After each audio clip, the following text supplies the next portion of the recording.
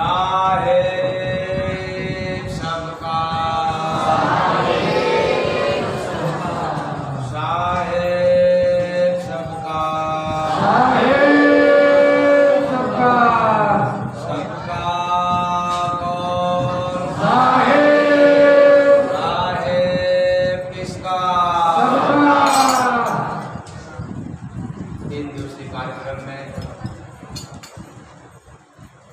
दूसरे दिन का प्रथम मीटिंग सुबह के बेला में कार्यक्रम की शुरुआत है, जिसमें हम सभी लोग बड़े ही श्रद्धा के साथ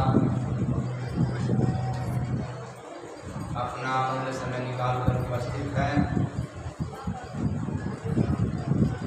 इसलिए चले कार्यक्रम की ओर करें शुरुआत भजन के साथ।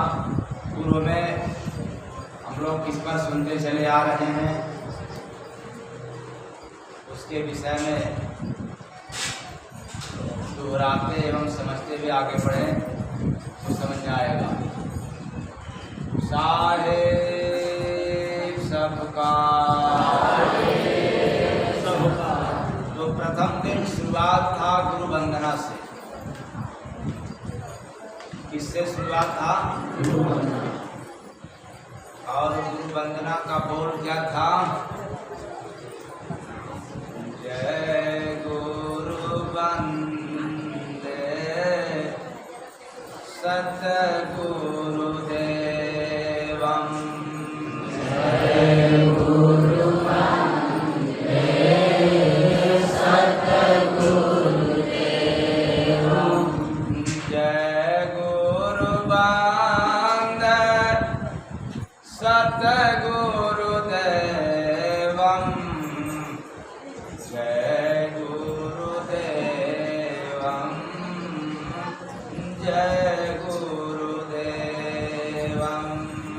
जय गुरुदेवम, जय गुरुदेवम। गुरु की वंदना संसार में विधाता ने भी किया। अगर भगवान को इंसान का चोला पहन करके मृत्यलोक में रहना है, उनको भी गुरु की पूजा करना पड़ता है। इससे साबित हो गया कि हम सबकी पूजा किया, पर गुरु का नहीं तो हमारा पूजा किया गया अधूरा है। किसी का नहीं किया और गुरु की कर लिया तो सबकी पूजा, बाकी समझना आप लोगों की है। उसके बाद दूसरे मीटिंग में आप लोगों को मतलब दोपहर में क्या सुनने को मिला था? दुनिया में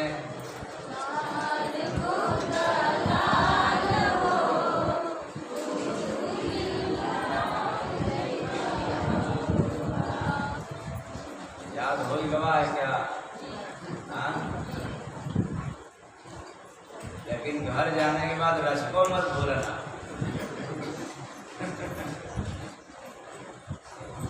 दुनिया में चार गो दलाल हो, गुरु बिन लुटा जय बाबा बुआ।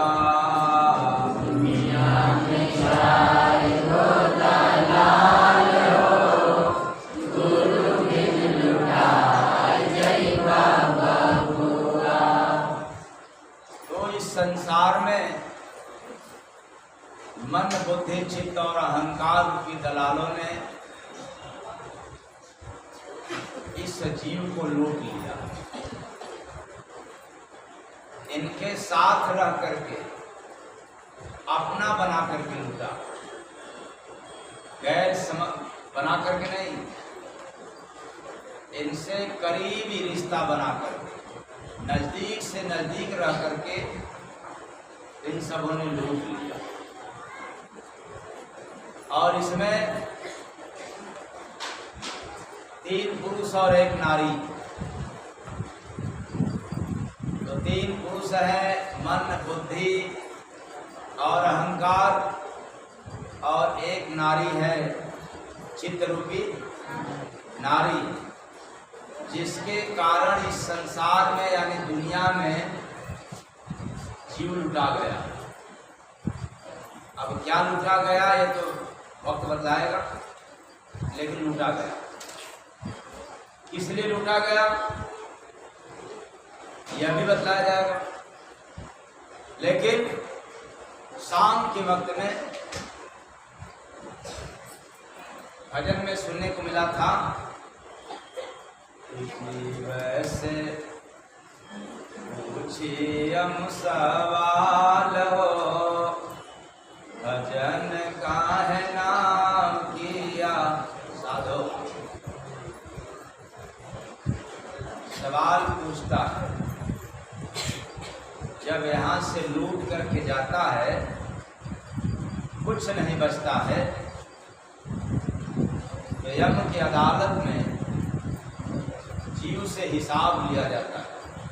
धन दौलत का नहीं, जो वादा करके गया था और उसके खिलाफ होकर के गया, इसलिए उससे सवाल पूछा जाता है। तो भजन काहे ना किया। अब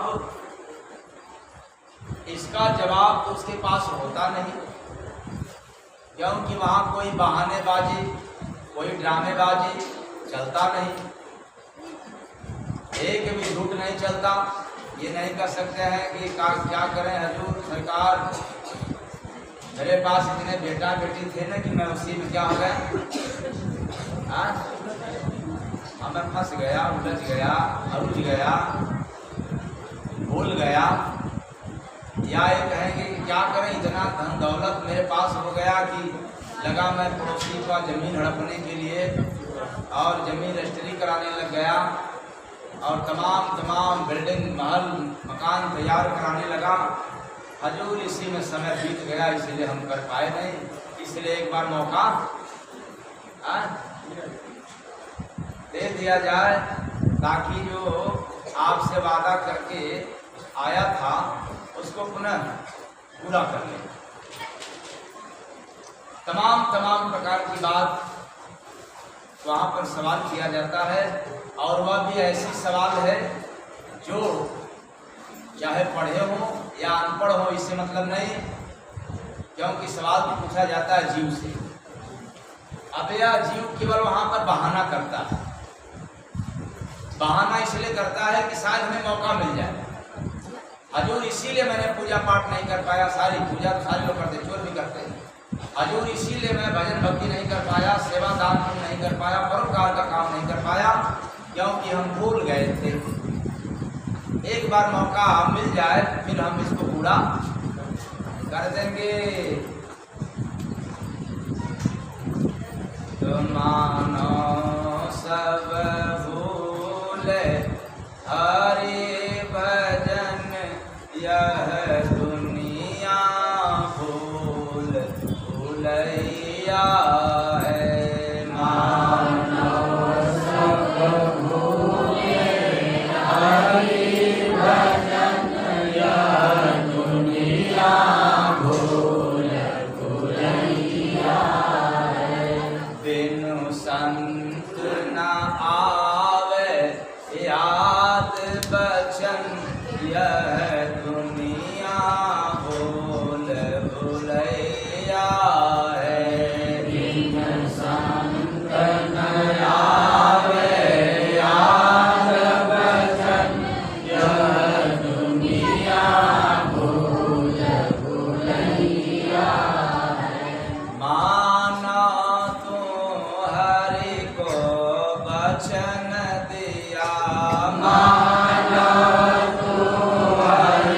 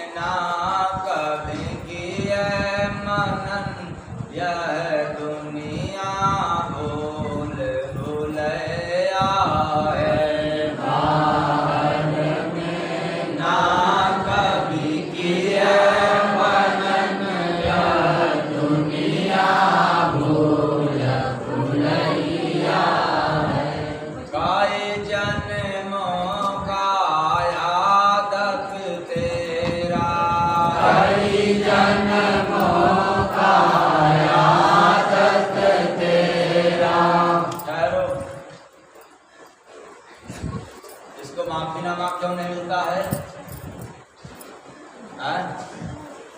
हजूर गलती हो गई, माफ कर दीजिए, बेटा बेटी कुटुंब कबीला में भूल गए थे, दुकान मकान धन दौलत में भूल गए थे, इसलिए एक बार मौका मिल जाए तो हम इसको पूरा कर दें। तो कई जन्मों का आदत तेरा, कई जन्मों का आदत तेरा, जाता भुला कर हम के डेरा, जाता भुला कर हम के डेरा, भोला दुनिया में हुआ, भोला दुनिया में हुआ पतन, यह दुनिया भूल भुलैया है, भोला दुनिया में हुआ पतन, यह दुनिया भूल भुलैया है। जब शांत शरण में जाता है, जब शांत शरण में जाता है, तब याद तुझे कुछ आता है, तब याद तुझे कुछ आता है।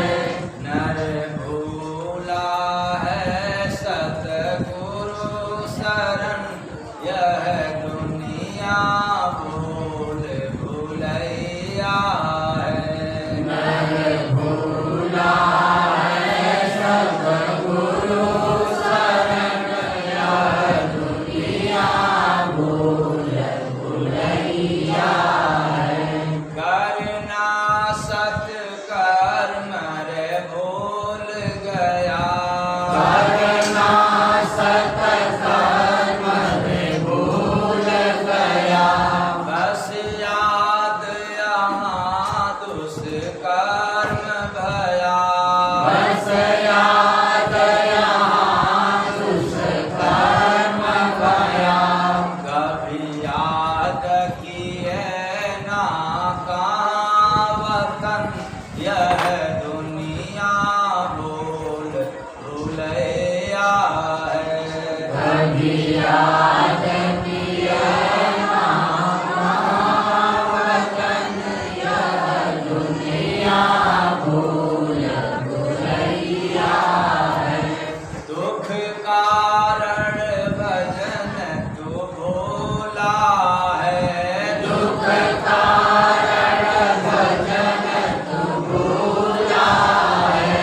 जय गुरु बंद जो कबूला है, जय गुरु बंद जो कबूला है। दुख कारण भजन तू भूला है, यह दुनिया भूल भुलैया है। दुख कारण भजन तू भूला है, यह दुनिया भूल भुलैया है। मानव सब भूले हरि भजन, यह दुनिया भूल भुलैया है। मानव सब भूले हरि भजन, यह दुनिया भूल भुलैया है।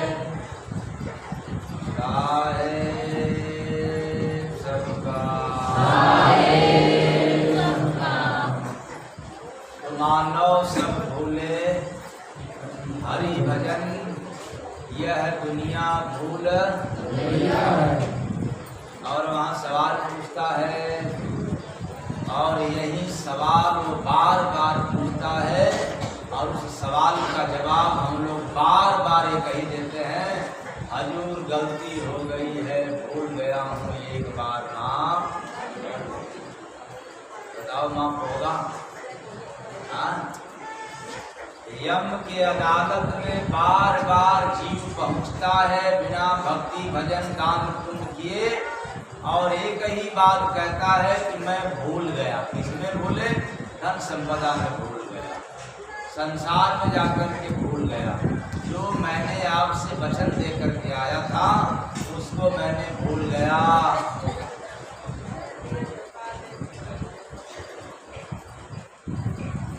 अगर पूछे क्यों भूल गया, तब चलो ठीक है, संसार में भूल गया, परिवार में भूल गया, लेकिन क्यों भूला?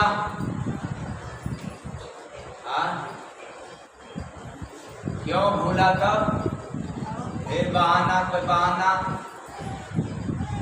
क्यों भूला? कि बेटा को मैंने सोचा कि पढ़ा लिखा करके जब उसको कुछ बना देता, या पढ़ाने लिखाने के बाद जब कुछ बन जाता तो फिर मैं आपको याद, जब प्रेशर से पूछता कि क्यों भूला, क्योंकि हम लोगों को आदत है बार बार जाकर कहने की सरकार भूल गया, इसलिए माफ कर दिया जाए। वो माफ नहीं करता, उसका दोष नहीं है। यह जीव कहता है माफी न मिलने पर कि बड़ा जालिम है, लेकिन काल का रति मात्र दोष नहीं है, क्योंकि हमने तो वादा देकर गया। इसलिए सवाल करता है क्यों भूला।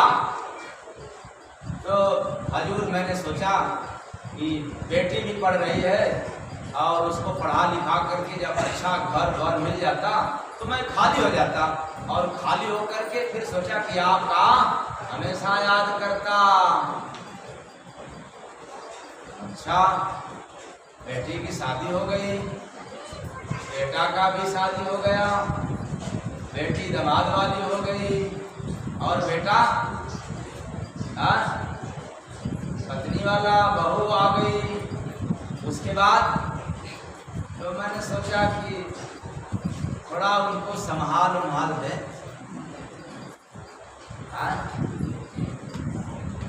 जब संभाल दे और वो संभल जाए तो फिर भगवान मैं आपको याद करता। अच्छा, ये बायोडाटा में दिखाई दे रहा, तुमने यह भी खाली हो गया करके। तब तक हजूर मैंने सोचा कि थोड़ा बेटी को कुछ होने वाला है या बहू को भी कुछ होने वाला है, जरा उनका भी इंतजाम कर देते तो इसके बाद आज खाली हो जाते। अच्छा, फिर दिखाई दिया कि भाई चलो इससे खाली हो गया, तब तो मैंने सोचा कि थोड़ा इनकी भी व्यवस्था कर देते, कुछ पढ़ा लिखा देते और इनके लिए कुछ आया वाया कर देते तो जिम्मेदारी से खाली हो जाते, फिर हम आराम से आपको याद करते। अच्छा, यह भी दिखाई दे रहा है कि खाली हो गया, तब तो सोचा कि अब थोड़ा सा उनको भी नौकरी वोकरी दिलवा देते तो उनका भी कहीं से आगम हो जाता तो जिम्मेदारी से मुक्त हो जाता। अच्छा चलो, यह भी देख लिया कि पूरा हो गया तेरा, तो हजूर क्या करें। उसके बाद फिर न मेरा दिमाग काम दिया न शरीर साथ दिया। अब तो सोचा कि इस याद में कि सब तो हो गया, अब यहाँ से क्या है आपको याद करूँ, आपके पास तो आना ही।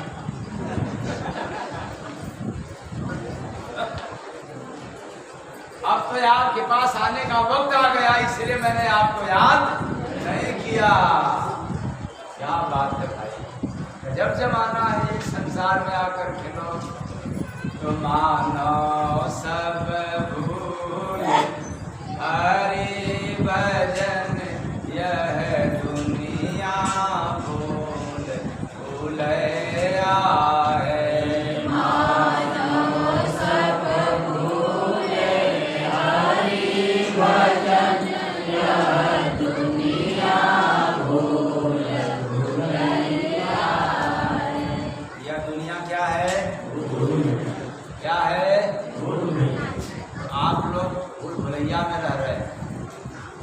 मतलब यहाँ जो आते हैं सो क्या हो जाते हैं? भूल जाते हैं। और भूलते भी तो क्या है, जिसको गाली देना है उसको भूल जाते हैं। हाँ? क्या बात? अच्छा, किसी से पैसा लेना है तो भूल जाते हैं? हाँ? वो भी नहीं। अच्छा, पर किसी को पैसा देना है तब भूल जाते हैं। कोई आपको गाली दे दिया है तब नहीं भूलते, और आपने किसी को गाली दे दिया तब भूल जाते हैं।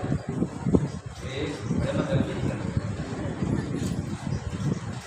अगर सब कुछ भूल जाते तो माफ हो जाता। जरा गौर करना, ये काल क्यों नहीं माफ करता है? हम वहां पर जाते हैं, जीव गिड़गिड़ाता है, आखिर माफीनामा स्वीकार नहीं होता और इसको लख 84 की सजा मिल जाता है। कारण क्या है? हम बहाना करते हैं कि सरकार मैंने भूल गया, एक बार मौका दे दिया जाए, नहीं देता है। बोलिए सद्गुरु भगवान की जय। क्योंकि हम मतलब की बात और बिना मतलब की बात, जो बिना मतलब की बात है उसको भूल जाते हैं, और जो मतलब की बात रहता है उसको भूलते नहीं है। कहाँ आपने भूला? ये तो उसकी सजा माफ होता है कि जैसे कोई गलत काम कर दिया लेकिन पता चले कि उसका दिमागी मानसिक संतुलन ठीक नहीं है। अब चेकअप होगा, जांच के दौरान जब उसका ये मिलेगा कि नहीं ये तो दिमाग से पागल है, तब क्या कहेंगे लोग? अरे छोड़ो इसको, ये दिमाग का क्या है, पागल है, इसकी कोई गारंटी नहीं है, ये कब क्या, तब तो उसकी सजा माफ हो जाएगी। लेकिन पता चले कि नहीं बड़ा साथी अपराधी है, केवल कह रहा था कि मैंने उस समय जो किया कुछ हमें समझ में नहीं आया, और बाद में तो समझ में आता है तो माफीनामा मिलता नहीं है। उसी तरह से काल के दरबार में जब आपका बायोडाटा निकाला जाता है तब चोरी करना तो भूला नहीं, भूले थे, बेईमानी करना, किसी की जायदाद संपत्ति को हड़पना, किसी को गाली देना, किसी का अनादर करना, अपमानित करना, ये सब तो नहीं भूले थे। और दुकान मकान के लिए, धन दौलत के लिए, शादी विवाह के लिए, ये सब तो याद है, लेकिन और सब याद नहीं। क्या क्या भूले थे भाई? दान करना भूले थे, आपके लेखा जोखा में है। क्या क्या भूले हो जो कहते हो, क्या क्या याद किए हो, ये आपका लेखा जोखा देखा जाता है। तो दान करना भूला था, भक्ति भजन करना भूल गया था, सेवा सत्संग भूल गया था, लेकिन चोरी बेईमानी डकैती करना ये सब भूले नहीं थे। बताओ माफ होगा? माफ होगा? नहीं होगा। तो आप लोगों को क्या होना चाहिए, क्या करना चाहिए? ऐसा काम करके जाओ कि माफी भी मिल जाए, या ऐसा काम करके जाओ कि वहां माफी मांगने पर भी मिलने वाला न हो। कैसे आप जाना चाहते हैं? अब यहाँ सवाल आता है कि आखिर संत महात्मा कैसे माफ करवा देते हैं? संतों के पास अधिकार है, पहले तो अपने शरण में रख करके ही समाप्त करा देता है, भक्ति भजन दान पुण्य सेवा करा करके। यदि उसके बाद भी कोई कंजूस व्यक्ति है, बिल्कुल कंजूस आदमी है, जैसे किसी साधु महात्मा की संगत में भी जाए तो बेचारे के पॉकेट से कुछ निकलवे न करे, बेचारा साधु महात्मा को अपने दरवाजे पर बुलाए तो उनके लिए कुछ करवे न करे, बेचारा दीन दुखिया असहाय हो उनके लिए कुछ करे ही नहीं, बाकी सबके लिए सब कुछ कर दे। फिर भी संत महात्माओं की शरण में आना जाना उसका जारी है। थोड़ा सा भी पुण्य अगर संत महात्मा पाते हैं तब काल को आदेश देते हैं कि देखो भाई यह जीव मेरा है, किसका है? यह जीव किसका है? मेरा है। इसके ऊपर अपराध ज्यादा, लेकिन फिर भी किसका है? देखो, सजा देना, लेकिन कैसा देना? जोर का झटका। आप नहीं समझ रहे हैं क्या? जोर का झटका मतलब देखो, जहां तलवार से मारना हो ना, तो वहां किससे मारना? अरे थोड़ा डंडा उंडा से मार के काम निकाल लेना। और इसीलिए डंडा से काम निकाल देना कि जो बचेगा उसको अगले जन्म में क्या कर देगा? पूरा हो जाएगा। इसलिए इसको सजा ज्यादा देना मत। इसके जीवन में बीज पड़ गया है कर्म का, साधु महात्माओं के पास आने जाने का, इसलिए अगले जन्म में ये पूरा कर देगा। छोड़ देना इसको। अगर तुम सजा दोगे तो भटक जाएगा, फिर यह जीव पापी हो जाएगा। अब दूसरा, संत महात्मा माप अपने ही समय में क्यों करवा देते हैं उस जीव का, कि जब महात्मा जान जाता है इस आदमी से दान पुण्य परोपकार का काम जैसे होना चाहिए वैसे करता है, इसलिए जन्मों जन्म की सजा भी समाप्त करा देता है इसी पुण्य की बदौलत। जिसके जीवन में पुण्य कम होता है उसको काल के दरबार में करवाता है, काल से माफी करवाता है, और जिसके जीवन में जिंदा रहते पुण्य का परोपकार का काम ज्यादा हो जाता है उसको इसी जगह जिंदा रहते ही संत महापुरुष माफ करा देते। बोलिए सद्गुरु भगवान की जय। अब आपके ऊपर चुनना है। ये चुनना किसका है? जो जीव ज्यादा, जो इंसान ज्यादा भक्ति भजन सेवा सत्संग, इसका मतलब ज्यादा मतलब अपना धंधा बिजनेस ऑफिस दफ्तर छोड़ दे, नहीं, ये करते रहना है, इसको छोड़ना नहीं है। अगर तुम्हारे पास फुर्सत नहीं है, मैंने माना कि तुम्हें सत्संग सुनने के लिए फुर्सत नहीं है, बिल्कुल 100% सही है, तो जिसको सत्संग सुनने के लिए फुर्सत नहीं है उसके पास पैसे गिनने से फुर्सत नहीं होगा, तभी तो कहता होगा। तो तुम्हारे पैसे का क्या होना चाहिए? तुम्हारा पैसा परोपकार में लगना चाहिए कि नहीं लगना चाहिए? नहीं, आप लोगों को नहीं समझ आ रहा है, सोच रहे हैं कि ये कहाँ की पढ़ाई है? यहाँ उल्टे पढ़ाया जाता है। यहाँ भगवान राम और सीता माँ, लक्ष्मण जी, भरत जी, इसके बारे में नहीं पढ़ाया जाता है। यहाँ अलग से पढ़ाई होती है। तो आप लोगों को समझ आ रहा है कि नहीं ये बात? जबरी कहते हैं। आप लोगों को समझ आ रहा है कि नहीं? अगर कोई नर चाहे नारी ये कहता हो कि मेरे पास टाइम नहीं है, तो क्यों नहीं टाइम है? तुम्हारे पास बिजनेस होगा, तुम ऑफिस वाले दफ्तर वाले होंगे, यही इसलिए न कहते हो। तो इसका मतलब कि तुम्हारे पास पैसे का लेन देन है, आना जाना है। अब तुम्हारे पैसे से परोपकार का काम नहीं हो रहा है तो संत का क्या दोष है? तुम भले आते हो कभी कभार, वो महात्मा कहाँ से माफ करेगा? तो ऐसे जीव का महात्मा काल पुरुष को आदेश देते हैं कि देखो ये जीव मेरा है, क्योंकि पुण्य से ज्यादा हुआ नहीं है, केवल दरस परस करता रहा है। अगर किसी साधु महात्मा का किया भी है मेरे अलावा, तो वैसे साधु महात्मा का किया है जो केवल वेद पुराण की शास्त्र की बात बतलाता है, यानी काल तक बताता है बात, इसलिए वो राइट भी नहीं बनता, अधिकार नहीं होता। फिर भी समझ लेता है कि चलो चाहे किसी भी तरह का साधु से इसका संगत है, इसका प्रीत है, इसका लगाव है, और बीच में संत महापुरुषों के भी दरबार में आया गया है, तो उसने पुण्य से काल को आदेश देते हैं कि इस जीव की सजा माफ कर दिया जाए, यानी कम कर दिया जाए। इसको जो सजा अन्य जीवों को मिलता है उतना इसको मिलना नहीं चाहिए। ये दूसरा, काल के दरबार में काल से, और अपने भी गुरु कर सकता है, लेकिन कैसे? इस बदौलत गुरु के शरण में आपको करना पड़ेगा। क्या करना पड़ेगा? गुरु के शरण में सत्संग, सेवा यानी दान पुण्य परोपकार, उनके शरण में रह करके करना पड़ेगा। आप कितना माला जपे हो, माला से किसी का तारन तार नहीं हो सकता। मैं ललकार के कहता हूं कि कितना भी बढ़िया तुम आस्थावान हो जाओ, श्रद्धावान हो जाओ, तो भी नहीं कर सकते। कितना भी आप ब्रह्मा विष्णु महेश दुर्गा की पूजा कर लो, राम अल्लाह का, वाहे गुरु गाड का, तो भी नहीं हो सकते।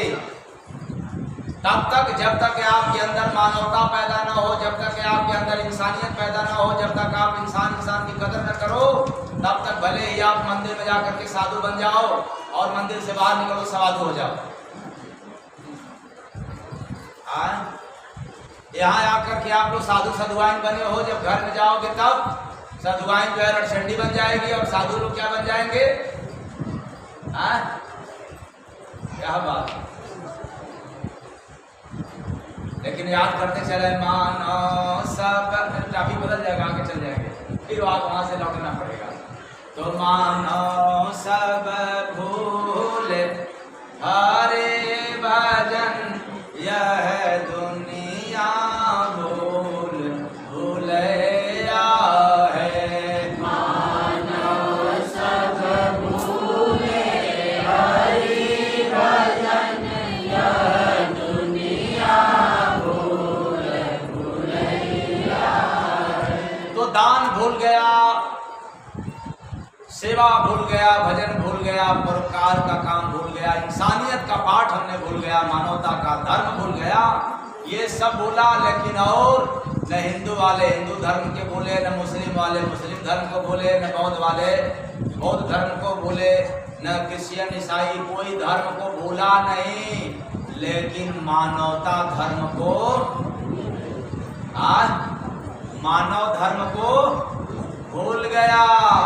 और वहां जाकर के हम माफी मांगते हैं, सरकार मेरे से बड़ी गलती हो गई है, मैं भूल गया हूँ, इसलिए एक बार पुनः मौका मिल जाए तो मैं निश्चित है कि अब की बार जाऊंगा तो बिना आपको याद किए, बिना हरि भजन किए फिर दोबारा मैं आऊंगा नहीं।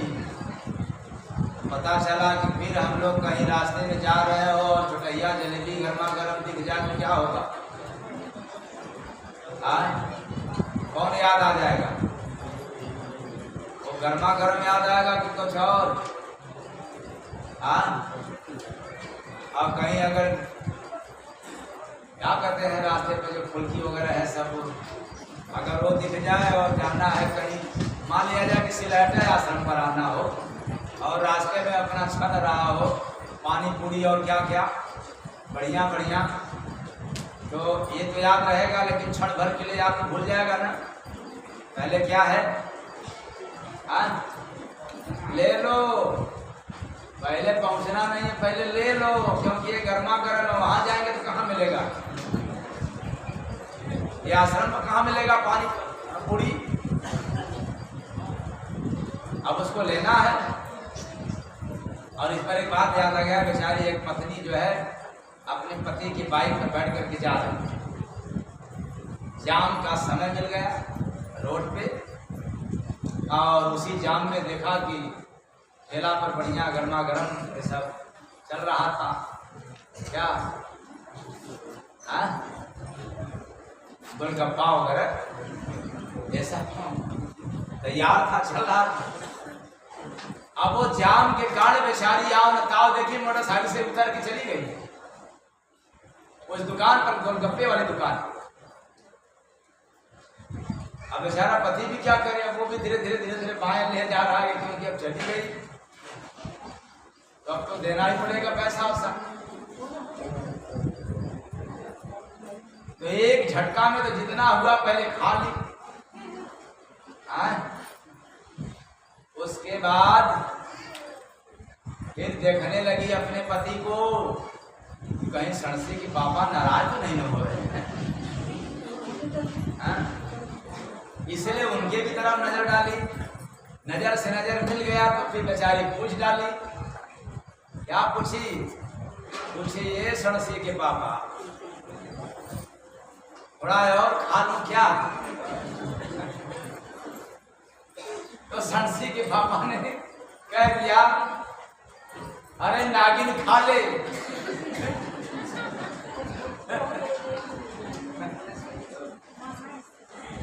मतलब नागिन खा ले। अब नागिन शब्द सुनते ही वो तो आप भूला हो गई। अरे ये सरसी के पापा कह रहे हैं कि नागिन खा लो, हमको नागिन बना रहे हैं। अब तो फायर हो गई। अब बेचारे पिलास के पापा को समझाना पड़ा कि अरे सुनो, मैंने कोई गलत नहीं कहा तुमको। कहा क्यों नहीं? आपने नहीं कहा हमको नागिन बना दिया। तो कहे जरा दिमाग ठंडा करके इसको सोचो, इसका अर्थ लगाओ। मैंने ये कहा कि ना यानी मत गिनो, ना गिनो और खा लो चाहे जितना। और तुम अपने आप को नागिन नागिन हो क्या इसे समझ गए। तो कहने का तात्पर्य है मेरा कि अगर कोई अच्छे कार्य के लिए चलते हैं और रास्ते में मनपसंद कुछ आ जाता है तो हम लोग भूल जाते हैं। जैसे ये पुरुष वर्ग है, संसार भूल भुलैया है। शादी करा करके जब लाते हैं पवित्र बंधन सिंदूर दान डाल करके, अब वो धर्म पत्नी हो गई। क्या हो गई?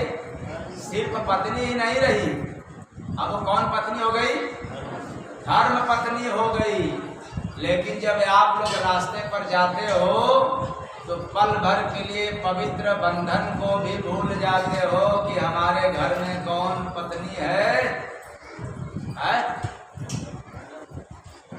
लज्जा लग रही लगेगा। पल भर के लिए इतना पवित्र बंधन, 7 फेरा वाला, 7 जन्मों वाला रिश्ते को भी तार तार कर देते हो, भूल जाते हो कि मेरे पास तो पत्नी क्या धर्म पत्नी है। खैर हम लोग चले किधर? भूल भुलैया में। किन्हीं कारणों से भूल जाते हैं, इसलिए काल के दरबार में माफी मांगने पर भी मिलता नहीं है। अरे कुछ ऐसा कर्म करो, ऐसा कर्म करके जाओ कि माफी, अगर तुम्हारे पास कोई संत महात्माओं का सहारा न मिले तो कोई बात नहीं, वहां जाकर के माफी मांगने लायक तो बच्चे बने रहो। तो माफी मांगने लायक बने रहना, इसके लिए क्या करना पड़ेगा? क्या करना पड़ेगा? क्या करना पड़ेगा?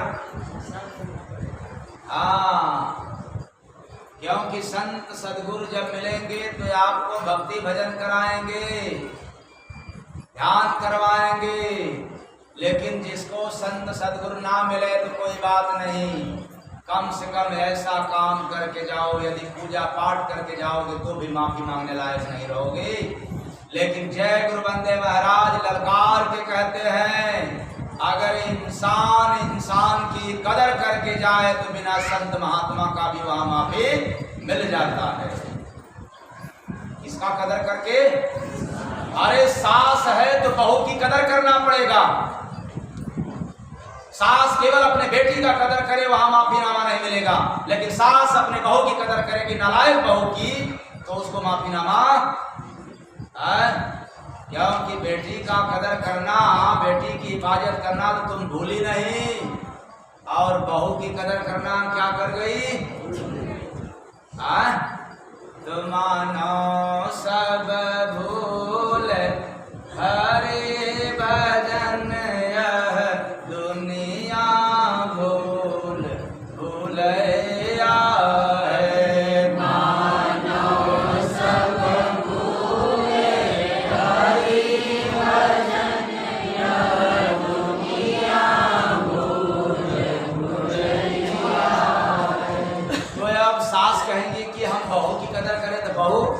बहू सोचेंगे कि हम तुम्हारा बच गए। बहू का भी क्या फर्ज बनता है, जैसे तुम अपने माँ को मानती थी वैसे तुम्हें किसको मानना पड़ेगा? माँ के समान किसको मानना पड़ेगा? लेकिन बहू का उतना रोल गड़बड़ नहीं होता है जितना सास की, क्योंकि सास यदि मिलते ही बेटी कहना चालू कर दे तो मैं दावे के साथ कहता हूँ कि बिगड़ैल बेटी जो बहू बन करके गई है वह भी अपने सास को क्या कहना चालू कर देगी? ईमानदारी से बताओ, इसमें किसका ज्यादा दोष है, बहू का या सास की? नहीं, ये जबरी मत कहना। आप लोग सुनना, जरा गौर से इन्हीं लोगों की भाषा में सुनना। मैंने दोनों बात स्पष्ट कर दिया। बहू का भी कर्तव्य बनता है सास को माँ कहना, मम्मी कहना, और एक सास का भी कर्तव्य है अपने बहू को क्या कहना, क्या बनाना। तो इसमें ईमानदारी से बताओ कितनी ऐसी सास बैठी हैं जो अपने बहू को बेटी नाम से बुलाती है। हाँ, हाथ उठाओ, पुरस्कार मिलेगा। सही से उठाना। देख लेना आज आप लोग अपने अपने पत्नियों का हाल, जो घर में नरक बनाई है। इनके अंदर इंसानियत नहीं है, और ये सत्संग भी सुनने के लिए आती है जाती है, लेकिन इनके अंदर आज तक कभी मानवता आया नहीं। और बताओ कौन करेगा इनके तरफ से माफीनामा? केवल माला घुमाने से। मन दौड़े संसार में माला घूमत हाथ, कैसे मिलेंगे जय गुरु बंदे तुझको देना नाथ रे बंदे तुझको देना नाथ रे बंदे तुझको देना। मैं आज आप लोगों के सामने दोनों पक्ष की बात रख दे रहा हूं, और आप खुद अपने आप स्वीकार करोगे कि दोष किसके अंदर है। पहले गई हुई बहू को बेटी कौन बनाएगी? एक सास बनाएगी, या गए हुए बहू पहले सास को मम्मी बनाएगी? आप लोग बताओ।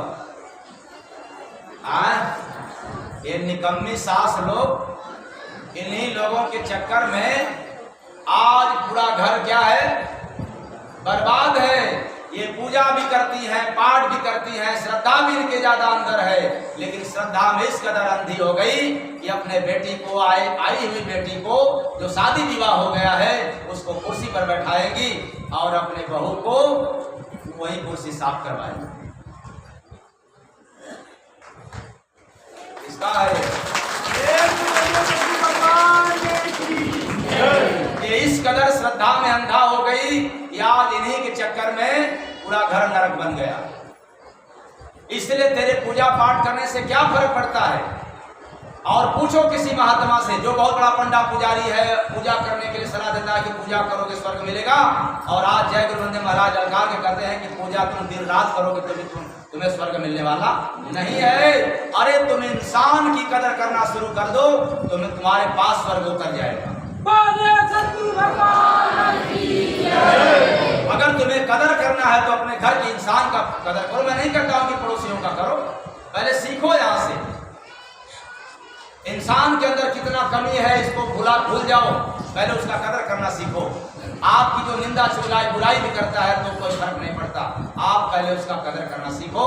कदर इंसान की मत करना। इंसान के अंदर जो रूह है, इंसान के अंदर जो अंश है जीव प्रभु का, उसकी कदर करने की बात मैं करता हूं। इस पापी के भी अंदर किसका अंश है? प्रभु का अंश है। इसलिए ऐ मानव प्राणियों, ये जितने राग द्वेष निंदा चुगलाई बुराई करने वाले हैं, इनका पूजा पाठ करने से भी कोई फायदा होने वाला। अब तक ये जितनी महिलाएं पूजा पाठ में पैसा खर्च की है सब फालतू व्यर्थ में गया है। अगर बिना पैसे खर्च किए और ये इंसान की कदर करना शुरू कर दे तो इन्हीं का पूजा घर में शुरू हो जाएगा।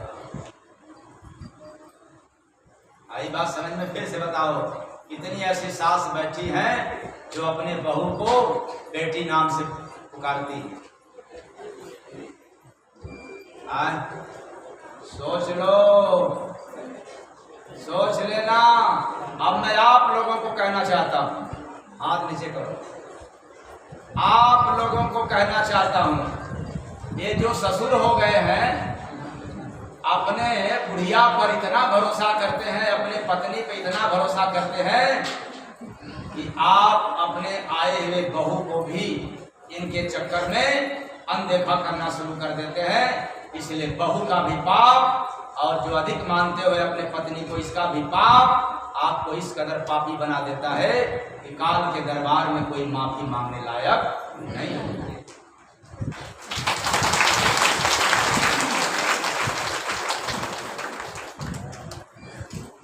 ताली तो पीट रहे हो आज,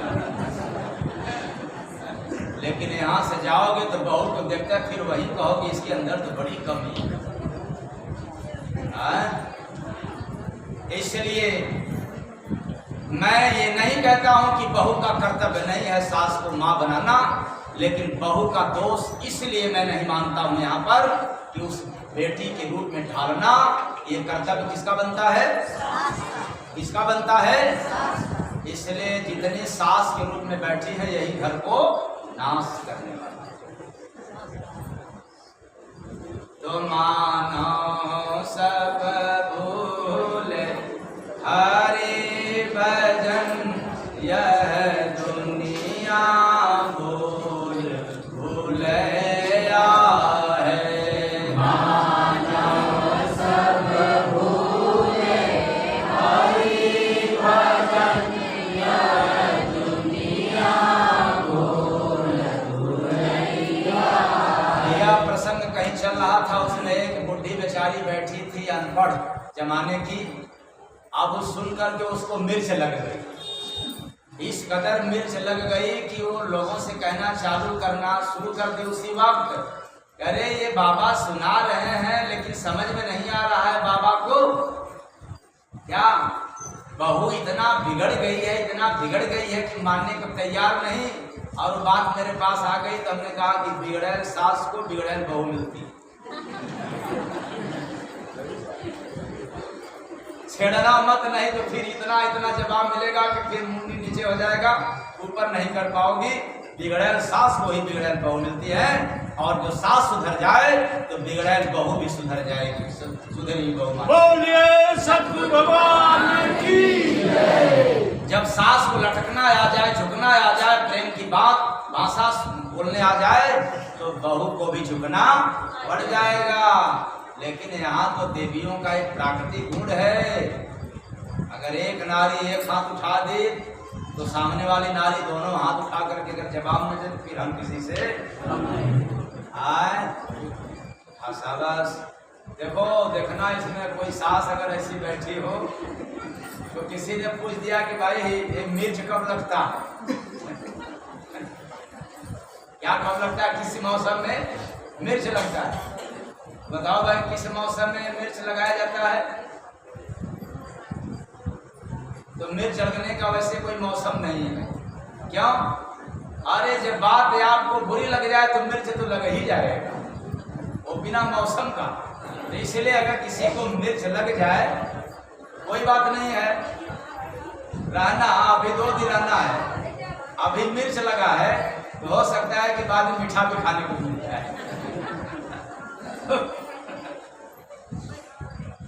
तो मेरा कथन है कि मैं धर्म को मानने वालों को, पूजा पाठ पंडा पुजारियों को भी कहता हूं कि तेरा किया हुआ कार्य दूसरे नंबर पर, ये प्रधान कर्म नहीं है, ये मुख्य कर्म नहीं है, लेकिन इंसान की आदर करे ये दुनिया में सबसे नंबर 1 का काम है। ये प्रधान कर्म है, ये श्रेष्ठ कर्म है। यदि इस ऐसे कर्मों को नहीं करते हो तो दुनिया में चाहे कितना भी महान हो जाओ, कुछ भी कर लो, तुम्हारे कर्मों का कोई गुणगान गाने वाला नहीं है। तो तात्पर्य है कि हम सभी लोगों ने इस संसार में पूजा पाठ तीर्थ व्रत समय समय पर किया, भूला नहीं, कभी न कभी कर लिया, लेकिन मानवता तो कभी नहीं याद आया, इंसानियत कभी याद नहीं आया। इसीलिए दान पुण्य परोपकार का काम नहीं किया। ये सब बिना किए कराए हम लोग वहां पर जाते हैं और कहते हैं कि भूल गए हजूर। क्या बोले? भोजन कभी भूला था? भोजन कभी नहीं भूला। कभी उपवास में था, वो अलग बात को थोड़े बोलना है, लेकिन किसी वक्त ये तो नहीं ना दिमाग में आता है कि याद नहीं आ रहा है कि मैंने खाना खाया हूं कि नहीं। ऐसा तो कोई नहीं होगा, कोई भुलक्कड़ नहीं है ऐसा। लेकिन जो दिमाग के पागल होते हैं न वो चोरी करते हैं, न बदमाशी करते हैं, न कहीं देखी देखा करते हैं, वो जहाँ रहते हैं सब एक समान रहते, इसलिए उनके ऊपर कोई जुर्म साबित नहीं होता। आप भी काल माया की दुनिया में आकर के एक समान रहा होता, अपने परिवार का, कुटुंब का, कबीला का, पेट पर्दा का काम करते हुए, तो मैं दावे के साथ करता कि तुम माफी मांगने लायक होता। एक समान रहते हो? नहीं, रहना भी मत, रहोगे तो दोष लग जाएगा। एकदम मत रहो। तुम मानो सब भूल हरि भजन, यह दुनिया भूल भूलैया है। मानो सब भूले हरि भजन, यह दुनिया भूल भूलैया है। यह दुनिया भूल ये भूलने वाला निगुरा होता है। जिसने भक्ति भजन नेक कार्य भूल गया, बाकी सभी काम को करता रहा, वही व्यक्ति क्या माना जाता है? निगुरा की सगुरा। मंदिर मस्जिद पूजता, चर्च समाधि सो, जड़ मत बोधे जय गुरु बंदे, जानो निगुरा हो रे बंदे, जानो निगुरा हो रे बंदे, जानो निगुरा हो। फिर से लाइन को दोहरा लें। इसलिए मैं दोहरा देता हूं कि आप लोग कहेंगे क्यों इसको 2 बार 3 बार करते हैं। एक ही कारण है, अभी ये सिद्धांत, ये वाणी नया नया समाज में आ रहा। किसी फकीर का लिखा हुआ सुनाते, किसी पुस्तक का पढ़ा हुआ सुनाते, तो यहाँ पर नहीं तो एक भी शब्द पकड़ करके आप उसका अध्ययन करके ढूंढ लेते, निकाल लेते। लेकिन ये तो अभी पुस्तक में गया ही नहीं। मैं सुना करके चला जाऊंगा, अगर आप भूल गए हो तो फिर यह जल्दी आने वाला नहीं है। ये तब तक नहीं आएगा जब तक पुस्तक छपवाएंगे नहीं। और याद रखना, यह पुस्तक जो भी सुना रहा हूं, यह सभी महात्माओं की जैसा पुस्तक में ये निकल जाएगा, मेरे रहते ये समाज में फैल जाएगा। ऐसा नहीं है कि इसको हम चुरा करके लेके जाएंगे, समाप्त करके जाएंगे। अरे कबीर साहब को जो बाणी मिला वो चुरा करके थोड़े ले गए, सबने धरोहर दे करके गया। मीरा को, रविदास जी को, जिसको जिसको मिला, उसी तरह से जय गुरुबंदे महाराज को जो मिल रहा है समाज सेवक के लिए, समाज के उत्थान के लिए, आत्मा के कल्याण के लिए, उसको मैं चुरा करके नहीं जाऊंगा, समाज के लिए दे करके जाऊंगा। क्योंकि ये जो मुझे मिल रहा है समाज के लिए मिल रहा है, न कि अपने लिए मिल रहा है। मुझे अपने काम के लिए नहीं मिल रहा है, ये आपके लाभ के लिए मिल रहा है।